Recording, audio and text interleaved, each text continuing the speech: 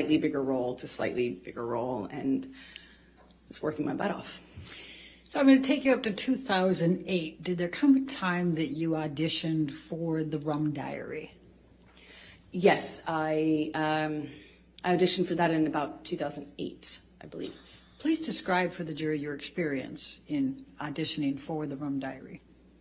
Well, I auditioned a few times, which is common in my work. You know, you get a call back, as they say, and I think I had at least one, maybe two callbacks with the director, and then I got a call saying that Johnny, who at the time was, I think I knew that he was producing it as well, was doing a project that was something very personal to him. He was reprising his role as his late friend, Hunter S. Thompson, and it was a very important project to him, and that he wanted to meet me in person.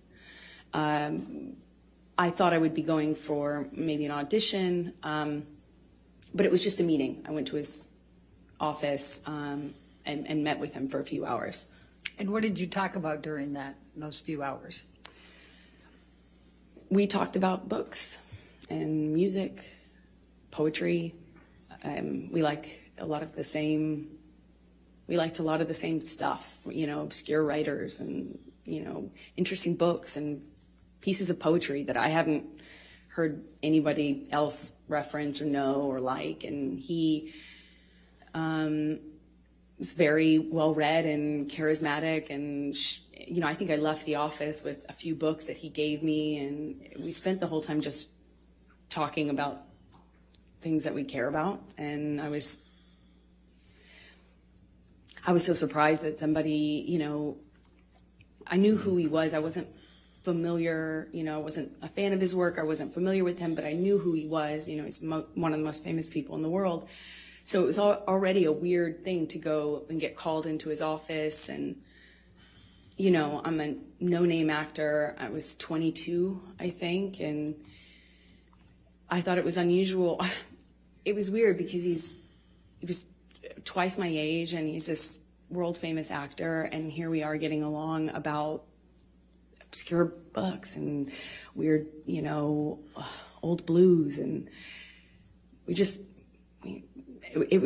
I thought it was remarkable. You know, I thought it was unusual and remarkable. I left there just feeling like, wow. So did there come a time that you learned that you were going to be cast for the role in the Rum Diary? Yes, a few days later, my agent said that Johnny's going to call you. We gave him your phone number. I was like, oh, okay. And shortly after, my phone rings, I pick it up, and I hear, you know, this like deep voice on the other line, and he said, "You got you're it, kid. You're the dream. Hunter wrote this part, and you're the dream. You're it, kid." I was like, amazed. Please describe for the jury what that means. What was the Rum Diary and this Hunter Thompson? What was the concept here, and what role were you playing? Well, it was my understanding that he was bringing to life his late friend, and what he told me was that this character is supposed to be the dream woman, like the dream, American dream, and so I knew what he meant. He indicated to me when he told me I got the role that I was that, you know, that I was the dream kid. That's what he said. So did there come a time that you started filming the Rum Diary? Yes, I'm not quite sure how much. I think we started filming in maybe March of 2009. And where did you film the Rum Diary? We shot it in Puerto Rico.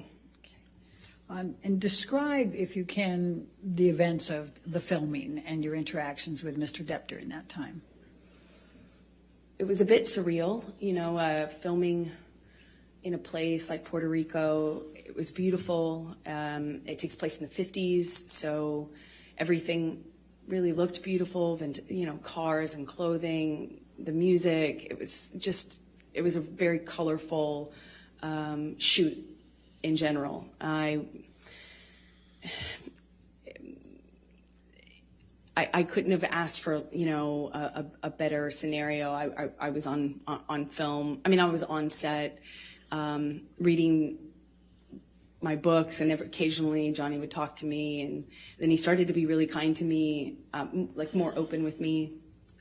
When we'd have hot days filming, you know, there'd be this big SUV pull up, and a security guard would kind of usher me into this car, and it would have the AC blasting, and I'd be sitting in the back of the SUV just thinking what a strange experience the whole thing was. And, you know, we didn't really have a whole lot of interaction on set until we did a scene that involved kissing. We had a kissing scene, and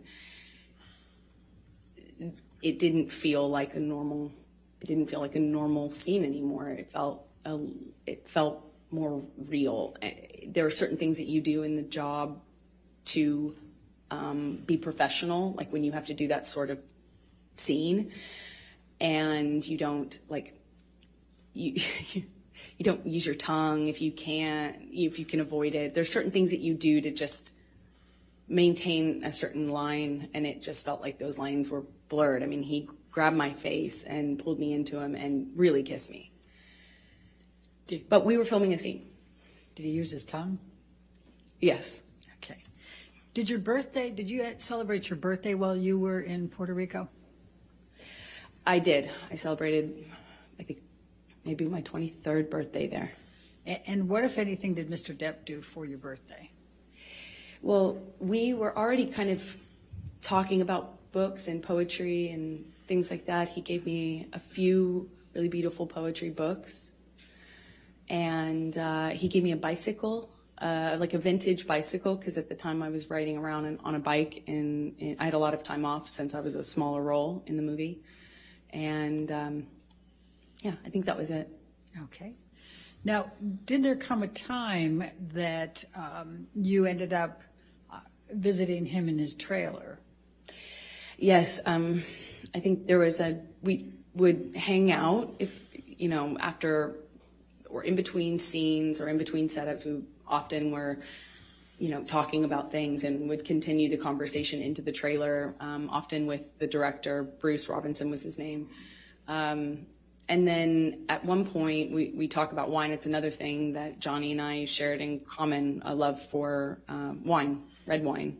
And we were talking about a kind of wine that I enjoyed, and I was, you know, going on about how great this bargain wine was, and I didn't understand, you know, how much more sophisticated Johnny's taste in wine was.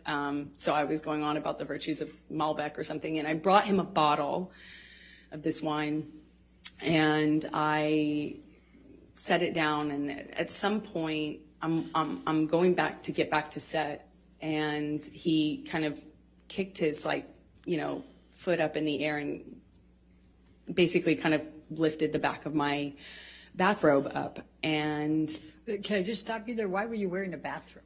Because I was doing a scene. It was a period film, so it took place in the 50s. And so I had all of this old undergarments that are for that time era on. And the scene involved me changing. So I had all the costume on.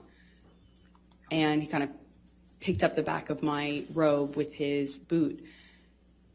And I kind of turned around and laughed, giggled, you know. I didn't know what to make of it at the time. And I just kind of giggled and batted it away playfully. And he kind of playfully kind of pushed me down on this like bed sofa that was in his trailer, just playful and flirtatious. And he said, "Yum," and he kind of like lifted up his eyebrows like that. And I just giggled, laughed it off, kind of batted him away, and, you know, moved on, went back to set. And were you in a relationship at that time? I was. Okay. And was Mr. Depp in a relationship at that time? That was my understanding, yeah. Okay. And did anything else of significant happen during that time period while you were filming with Mr. Depp, other than what you've told us? We just had this, it was a friendship, a flirtatious thing. I felt chemistry. I felt this other thing that went beyond the pale of my job, for sure. Johnny clearly felt that way about me, had indicated to me that that's how he felt in many different ways. But at the same time, we were both in relationships, and it is a job, and, it was intimidating. And I just remember feeling kind of intimidated and a little nervous about that. And I also was in a relationship, so we went our separate ways, and I didn't hear from